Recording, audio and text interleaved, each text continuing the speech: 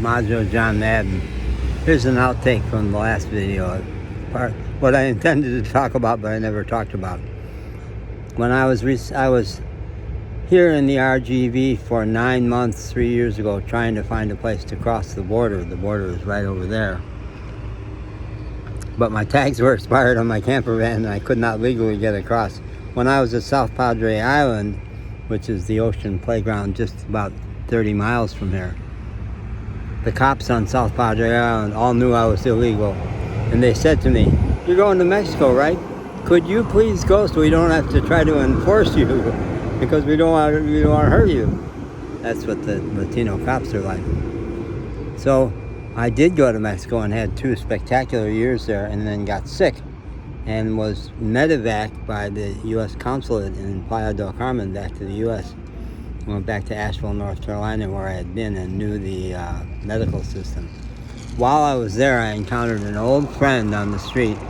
I don't remember her name, but we had been in the same church group together. There go the cops.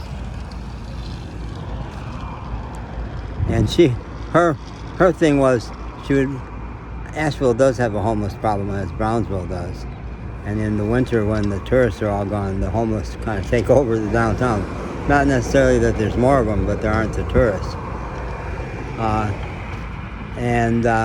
She was not homeless. And her little vendetta was she hated cigarette butts.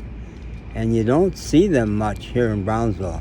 There's really a norm in this town that mostly the homeless don't leave their cigarette butts. And I don't.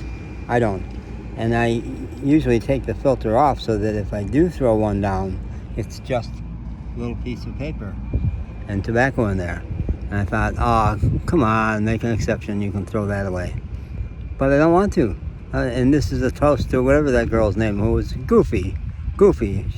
I got 3,000 butts off the street today. Come on, aim a little higher, girl. You can do something more significant. My plan is University of Texas has their campus right at the south end of Texas Southmost Junior College there. And my plan is, my background in psychology and management consulting, I'm pitching a course to change the way training is done for medical professionals, for starters, because I just was sickened in hospitals a lot.